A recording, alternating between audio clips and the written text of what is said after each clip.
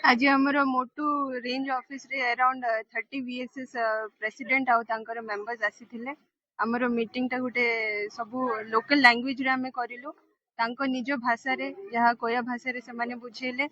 आमे भी तांको आमर जो प्रोविजन रही छि इंसेंटिव कथा हैला जेतेबेले आमे पूरा वनाग्नि मुक्त करि देबा से कथा भी बुझिलु। ता सहित आमे आमर जो ओडिशा फॉरेस्ट एक्ट रे पनिशमेंट अछि ता कथा भी हमें बुझिछु। आमे आशा करूछु कि आमर ए मीटिंग टा सक्सेसफुल रहिबो आ लोकन को हमें जो वार्ता देबा पे चाहूथिलु से माने बुझि परिबे।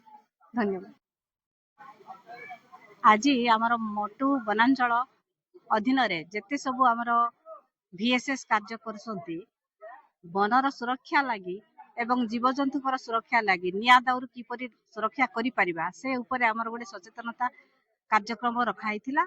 आउ आमर एसीएफ मैडम तथा आमर प्रिंसिपल मैडम आसिक मध्य बहुत सुंदर भाव रे गाँ लोकन को बुझेइथिले।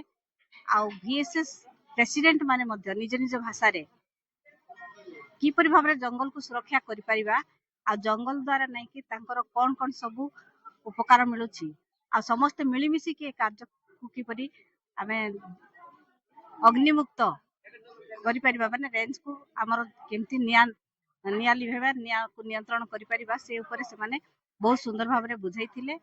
आ मु आशा करूछि ए वर्ष निश्चय मोटू रेंज रे VSS मानक द्वारा आ गाँ लोकन सहयोग द्वारा आउ अधिक किछि निया लागि न पारे। आज मोटू वनांचल विभाग पक्षर जो कार्यक्रमटी है अति उत्तम कार्यक्रमटी रहा।